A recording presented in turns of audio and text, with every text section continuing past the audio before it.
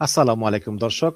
London থেকে স্বাগত জানাচ্ছি আমি কাজী হেমায়েতুদ্দিন মিশন এবং সমসাময়িক বাংলাদেশের রাজনীতি এবং ভূরাজনীতি নিয়ে আমাদের সঙ্গে আলোচনায় আজকে অতিথি হিসাবে আছেন মনোজ দাসের প্রীতি ও শুভেচ্ছা নিন।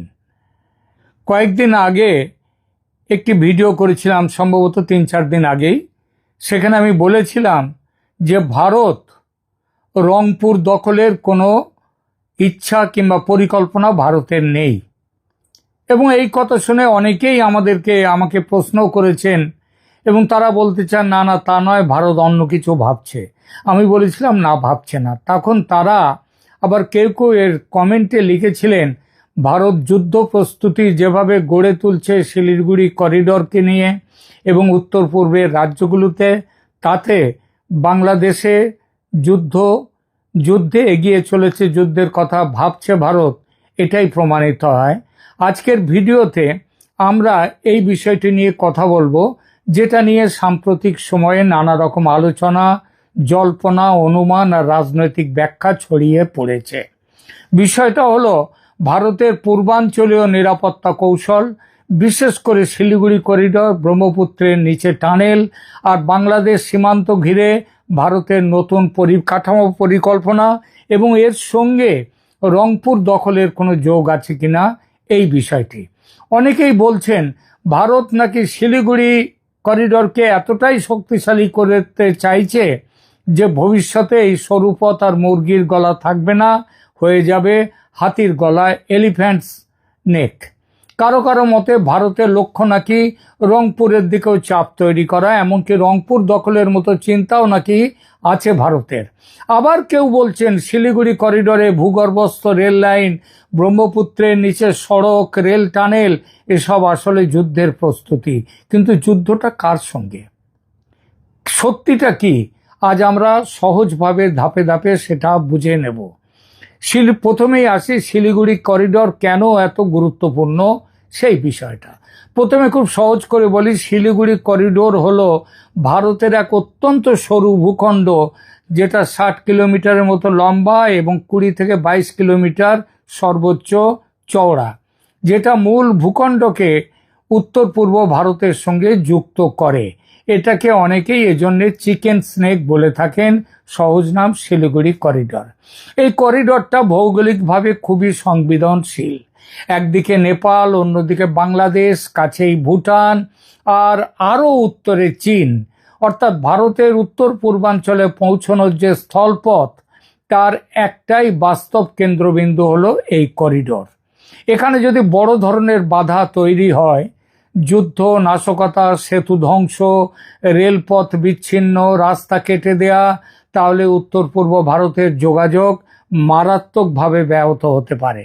সেই কারণেই ভারত এই এলাকাকে শুধু একটি রাস্তা হিসেবে নয়, বরং একটি কৌশলগত লাইফলাইন হিসেবে দেখছে। রংপুর দখল বা কেনা, এই জল্পনা কি বাস্তবসম্মত? ভারত কার্নাড নামে ভারতের যে কেন্দ্রীয় আমাদের নীতি নির্ধারক মহলে, সেখানে একটি পরিচিত নাম ভারত কার্নাড। তিনি বলেছেন একটি গুরুত্বপূর্ণ প্রসঙ্গ। তিনি বলেছেন ভারতকে রংপুর হয় দখল করে নিতে হবে, নইলে কিনে নিতে হবে। কি কারণে? চিকেন স্নেককে আরো মজবুত করার জন্যে। সুতরাং তার কথা হচ্ছে বাংলাদেশকে ভেঙে শিলিগুড়ি করিডর কি তাহলে ভারত বাড়াতে চাইছে? একথা কেউ কেউ বলেন যে পশ্চিমবঙ্গের চোপড়া, আসামের ধুবড়ি, বিহারের কিষানগঞ্জ ও মিজোরামে যে 4টি গ্যারিসন বা সামরিক ঘাঁটি নতুন তৈরির প্ল্যান করেছে ভারত, এবং সে পথে এগিয়ে চলেছে, অনেক কাজ হয়েও গেছে, সেসবও নাকি বাংলাদেশকে টুকরো করার প্ল্যান থেকে। কিন্তু আদতে কারণ অন্য। এই ঘাঁটিগুলোর মূল লক্ষ্য উত্তর পূর্ব ভারতের সাথে যোগাযোগ ও রসদ সরবরাহ অবিচ্ছিন্ন রাখা, যাতে কোনোভাবেই ব্যাহত না হয়। সুতরাং বাংলাদেশকে টুকরো করা, দখল নেয়া, এ ধরনের দাবির পক্ষে কোনো নির্ভরযোগ্য প্রমাণ দেখা যাচ্ছে না। এগুলো বেশি শোনা যায় রাজনৈতিক জল্পনা, গুজব, উত্তেজনাকর মন্তব্য বা সোশ্যাল মিডিয়ার অতিরিক্ত আলোচনায়। বাস্তবে যে প্রকল্পগুলো সামনে এসেছে, সেগুলো একেবারেই আলাদা ভাষায় কথা বলছে। আর শিলিগুড়ি করিডোরের নিচে যে ভূগর্ভস্থ রেল লাইন তৈরির ব্যাপক পরিকল্পনার দরকারই হতো না যদি রংপুর দখল করে ওই সরু চিকেন স্নেককে চওড়া করার প্ল্যান থাকতো ভারতের, তাহলে এত খরচ করে মাটির নিচে এটা করতে পারতো না। কি করতে চলেছে ভারত একটু পরে বলছি। বোঝাতে পারলাম কি ব্যাপারটা? জায়গাটা সংকীর্ণ বলে সেটা কেটে দেয়া বা নাশকতা তৈরি করে রাস্তা সহজে বন্ধ করে দেয়া যায়, কিন্তু রংপুর দখল করলে তো সেই সম্ভাবনা থাকে না। তখন তো সেটা খুবই প্রশস্ত হয়ে যায়, তখন মাটির ওপরেই তো পরিকাঠামো আরো মজবুতভাবে গড়ে তোলা যায়। রংপুর দখলের কোনো পরিকল্পনা ভারতের নেই বলেই শিলিগুড়ি করিডোরের নিচে ভূগর্ভে বিশাল বিশাল পরিকাঠামো গড়ে তুলছে ভারত। আমি তো এটাই মানি। এখন আবার প্রশ্ন ওঠে, তাহলে এত যে যুদ্ধের জন্য তৈরি থাকার পরিকল্পনা ভারতের, সেটা যদি আক্রমণ করার উদ্দেশ্যে না হয়, তাহলে কি আক্রান্ত হওয়ার কথা ভেবে উন্নত হচ্ছে ভারত? তাদের উন্নত করছে পরিকাঠামো? কে আক্রমণ করবে ভারতকে? না, বাংলাদেশ প্রত্যক্ষভাবে সে সাহস করবে না। বাংলাদেশে যারা ভারতের বিরুদ্ধে যুদ্ধ করার ও ভারত দখলের হুঙ্কার ছোড়ে, তাদের চিকিৎসার প্রয়োজন। তবে প্রত্যক্ষ যুদ্ধে না জড়ালেও বাংলাদেশ অন্যের হয়ে, যথা চীনের হয়ে, পাকিস্তানের হয়ে ভারতের বিরুদ্ধে পরোক্ষ যুদ্ধে কিংবা কখনো যুদ্ধে ঝাঁপ দিতেই পারে। সেই সম্ভাবনার কথা মাথায় রেখে ভারতের পরিকাঠামো উন্নয়ন, যার মূল বিষয় হলো এই শিলিগুড়ি করিডোরে বিকল্প পথ তৈরি করা, লজিস্টিক্স শক্তিশালী করা, যুদ্ধ বা জরুরি পরিস্থিতিতে যোগাযোগ চালু রাখা, আক্রমণ নয় প্রতিরক্ষা নিশ্চিত করা। আর এই উদ্দেশ্যে শিলিগুড়ি করিডোরে যে পরিকাঠামো উন্নয়নের প্ল্যান, সেটা হলো 3 মাইল হাট থেকে রাঙাপানি পর্যন্ত প্রায় 36 কিলোমিটার ভূগর্ভস্থ সুড়ঙ্গ তৈরি। মোট 6টি রেল লাইন থাকবে, যার 4টি থাকবে ভূমির ওপরে, 2টো থাকবে ভূমির গর্ভে। মাটির কতটা গর্ভে, কতটা গভীরে এই ভূগর্ভ রেলটা থাকবে? 20 থেকে 24 মিটার গভীরে, যার অর্থ প্রায় 65 থেকে 80 ফুট গভীরে মাটির নিচে থাকবে। সহজ হিসাব, একটি 6 থেকে 7 তলা বাড়ির সমান মাটির নিচে এই রেল লাইন হবে। এটা এমনভাবে তৈরি হবে যে বাংকার ব্লাস্টার বোমা, এমনকি পারমাণবিক বোমা পর্যন্ত সেখানে পৌঁছবে না। অর্থাৎ ভারত এখন দখল নয়, বরং নিজের সুরক্ষা আর অবিচ্ছিন্নতার দিকে বেশি নজর দিয়ে এই তৈরি করছে। ভূগর্ভস্থ রেল লাইন কেন, প্রশ্ন আসতেই পারে। এখন আসি সবচেয়ে আলোচিত বিষয়ে, শিলিগুড়ি করিডোরে ভূগর্ভস্থ রেল লাইন। এটা শুনলেই অনেকের মনে প্রশ্ন আসে, এত ব্যয়বহুল একটা প্রকল্প কেন? এটা কি শুধু সামরিক ব্যবহারের জন্য? আংশিকভাবে উত্তর হলো, এতে সামরিক গুরুত্ব আছে, কিন্তু সেটা একমাত্র কারণ নয়। এই প্রকল্পের মূল উদ্দেশ্য হচ্ছে, আগেই যেটা বলেছি, একটা অত্যন্ত ঝুঁকিপূর্ণ করিডোরের ভেতর দিয়ে এমন একটা রেলপথ বানানো যা যুদ্ধকালীন পরিস্থিতিতেও চালু রাখা সম্ভব হবে। যদি ওপরের রেল লাইন ক্ষতিগ্রস্ত হয়, তাহলে নিচের রুট দিয়ে রসদ, ট্রেন, সামরিক সরঞ্জাম বা জরুরি পণ্য চলাচল চালু রাখা যাবে। মানে এটা এক ধরনের ব্যাকআপ সিস্টেম। যেমন আপনার বাড়িতে বিদ্যুৎ চলে গেলে জেনারেটর থাকে, তেমনি গুরুত্বপূর্ণ করিডোর দুর্বল হলে বিকল্প পথ তৈরি রাখা হয়। আরেকটা বিষয়, এই ধরনের প্রকল্প সাধারণত শুধু যুদ্ধের জন্য বানানো হয় না, এগুলো অর্থনৈতিক, বাণিজ্যিক এবং আঞ্চলিক সংযোগের দিক থেকেও গুরুত্বপূর্ণ। উত্তর পূর্ব ভারতের সঙ্গে মূল ভূখণ্ডের যোগাযোগ আরো দ্রুত ও নিরাপদ করা, সেটাও এর একটি বড় উদ্দেশ্য।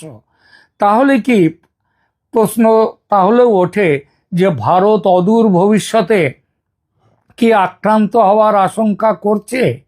এখানে একটু সূক্ষ্মভাবে বুঝতে হবে।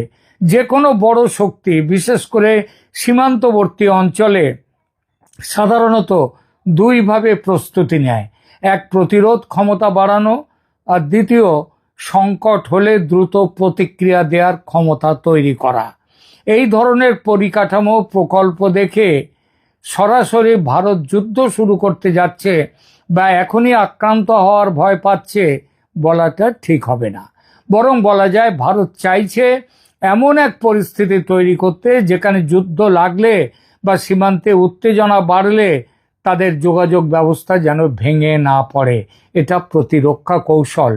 আক্রমণাত্মক কৌশল হলে ভাষা, পরিকল্পনা, কূটনীতি, সামরিক অবস্থান সব কিছু আলাদা রকমের হতো। সোজা কথায় এই প্রকল্পগুলো ভারতকে শক্তিশালী করছে, কিন্তু সেটা মূলত প্রতিরোধমূলক শক্তি।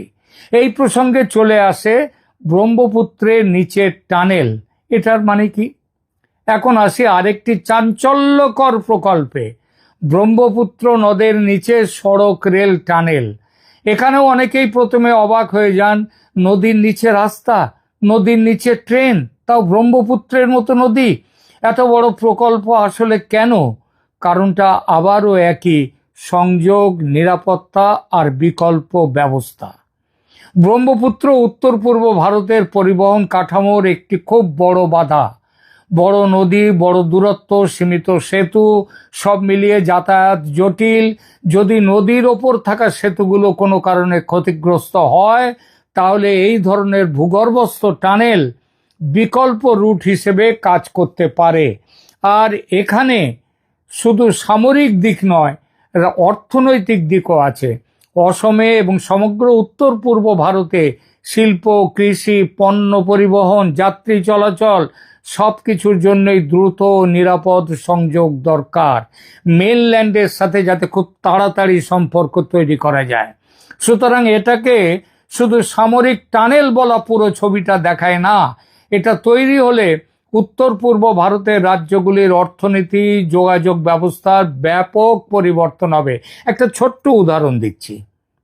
অসমের গহপুর থেকে নুমালীগড়, যেখানে এই ব্রহ্মপুত্রের নিচে দিয়ে সেতুটা যাবে, এই গহপুর থেকে নুমালীগড় এর দূরত্ব হচ্ছে 240 কিলোমিটার।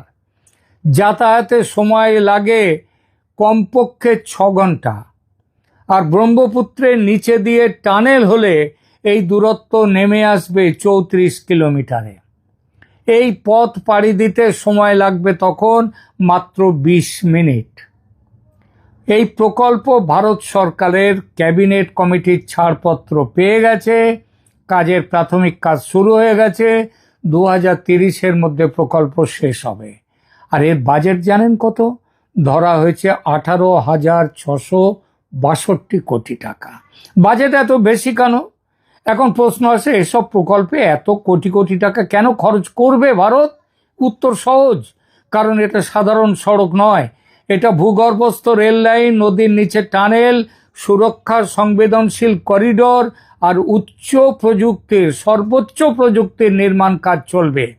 এই ধরনের প্রকল্পে খরচ বাড়ে কারণ ভূতাত্ত্বিক সমীক্ষা করতে হয়, টানেল বোরিং মেশিন ব্যবহার করতে হয়, জলের চাপ, মাটির কম্পন সব কিছুর হিসাব রাখতে হয়, নিরাপত্তার স্তর কয়েক গুণ বেশি রাখতে হয়, দীর্ঘমেয়াদী রক্ষণাবেক্ষণের ব্যবস্থাও করতে হয়। অর্থাৎ এটা সস্তার প্রকল্প নয় মাটির উপরের। কিন্তু ভারতের দৃষ্টিতে এই খরচ ভবিষ্যতে নিরাপত্তা, স্থিতিশীলতার বিনিয়োগ, সাথে সাথে উত্তর পূর্বের রাজ্যগুলির অর্থনৈতিকভাবে এগিয়ে যাওয়া, তার দিকে লক্ষ্য রাখা। বাংলাদেশকে ঘিরে ভারতের ভাবনা তাহলে কি? এখন সবচেয়ে স্পর্শকাতর প্রসঙ্গ, বাংলাদেশ নিয়ে ভারত কি করতে চায়। অনেকে ভাবেন ভারত কি বাংলাদেশের ভেতরে হস্তক্ষেপ করতে চাইছে। আসলে ভারত সাধারণত সীমান্তবর্তী সব নিরাপত্তা ইস্যুকেই খুব কাছে থেকে দেখে, কারণ বাংলাদেশ ভারত সীমান্ত খুব দীর্ঘ আর এর ভূ রাজনৈতিক গুরুত্ব অসীম। কিন্তু কোনো দেশের সঙ্গে সামরিক সংঘাত শুরু করা আর প্রতিক্রিয়া হিসেবে সীমান্ত সুরক্ষা নেয়া, এই দুটো এক জিনিস নয়। বর্তমান পরিস্থিতিতে যা দেখা যাচ্ছে সেটা হলো ভারত নিজস্ব সীমান্ত সুরক্ষা, যোগাযোগ ব্যবস্থা, রেলপথ, সড়কপথ ও সামরিক লজিস্টিক্স শক্তিশালী করছে। এটা থেকে বোঝা যায় তাদের মূল ভাবনা হলো যদি সংকট আসে আমরা তৈরি। কিন্তু আমরা সংকট তৈরি করব এমন বার্তা ভারতের কোনো দিক থেকে, প্রশাসন থেকে, সরকার থেকে, আর্মি থেকে, কোনো জায়গা থেকে এই ধরনের কোনো বার্তা নেই। সেটা ভারতের নীতিও নয়। তাহলে গুজবগুলো কেন ছড়ায়? এর পেছনে কয়েকটা কারণ আছে। প্রথমত, শিলিগুড়ি করিডর নিজেই এত স্পর্শকাতর যে সেখানে সামান্য উন্নয়নও অনেকে অত্যধিক সামরিক দৃষ্টিতে দেখে ফেলেন। দ্বিতীয়ত, দক্ষিণ এশিয়ার ভারত, চীন, বাংলাদেশ সম্পর্ক নিয়ে বহু রাজনৈতিক কল্পনা, ভয় আর প্রচার চলতেই আছে। স্বয়ং মোহাম্মদ ইউনূস যেসব কথা বলেছেন বা যেসব কাজ করেছেন, শিলিগুড়ি করিডোর ও সেভেন সিস্টার্স নিয়ে তার উক্তি, সেই উক্তির প্রেক্ষিতে ভারতকে সতর্ক থাকতেই হয়। দেখুন, মানুষ কুকুরের পায়ে কামড় দেয় না ঠিকই, কিন্তু কুকুর তো মানুষকে কামড়ে দেয়। আর আশেপাশে পাগলা কুকুর থাকলে মানুষকে তো সতর্ক থাকতেই হয়, এবং বাংলাদেশে এদের সংখ্যাটা কিন্তু কম নয়। তৃতীয়ত, সোশ্যাল মিডিয়ায় দখল, আক্রমণ, গোপন ঘাঁটি, নতুন সামরিক প্ল্যান, এই ধরনের শব্দগুলো খুব বেশি ক্লিক আনতে পারে। ফলে বাস্তব তথ্যের চেয়ে উত্তেজনাকর ব্যাখ্যা দ্রুত ছড়িয়ে পড়ে। রংপুর নিয়ে সেটাই চলছে। কিন্তু নিরাপদ বিশ্লেষণের জন্য গুজব আর পরিকল্পনাকে আলাদা করতে হয়। আজ আর এই ক্ষেত্রে এখন পর্যন্ত যে তথ্য আছে তা বলছে ভারত পরিকাঠামো শক্তিশালী করছে, দখলের নীতিতে যাচ্ছে না। শিলিগুড়ি করিডর ভারতের জন্য অত্যন্ত গুরুত্বপূর্ণ কৌশলগত এলাকা। এই করিডরকে নিরাপদ রাখতেই যা কিছু করার তা হচ্ছে। আর উত্তর পূর্ব ভারতকে নিরাপদ রাখতেই সেখানে সামরিক ঘাঁটি ইত্যাদি করা হচ্ছে। ব্রহ্মপুত্র নদের নিচে দিয়ে যাচ্ছে কথা আমাদের সেতু, মানে তার নিচে দিয়ে রেল লাইন যাচ্ছে। আমাদের মতো বিশ্লেষক, সাংবাদিক আর কন্টেন্ট নির্মাতাদের জন্য সবচেয়ে জরুরি কাজ হলো গুজবের চেয়ে বাস্তব কাঠামোকে বোঝা। শিলিগুড়ি করিডর, ব্রহ্মপুত্র টানেল, সামরিক গ্যারিসন, এসবকে আবেগ দিয়ে নয়, কৌশলগত প্রেক্ষাপটে পড়তে হবে। ভারত এখন যে পথে হাঁটছে সেটা একটা বড় ডিফেন্সিভ ইনফ্রাস্ট্রাকচার পুশ। এটা আঞ্চলিক নিরাপত্তা বাড়াবে, আবার ভবিষ্যতের উত্তেজনা রোধও করতে পারবে। কিন্তু এর মানে এই নয় যে যুদ্ধ অবশ্যম্ভাবী কিংবা ভারত কোনো জায়গা বাংলাদেশ দখল করতে যাবে। বরং বর্তমান বাস্তবতা বলছে দক্ষিণ এশিয়ার শক্তিগুলো এখন পরিকাঠামোকে যুদ্ধের আগেই যুদ্ধের ভাষায় ভাবছে। আর এই পরিবর্তনটাই সবচেয়ে গুরুত্বপূর্ণ। ভিডিওটি ভালো লাগলে লাইক দিন, শেয়ার করুন, সাবস্ক্রাইব করতে ভুলবেন না। ধন্যবাদ।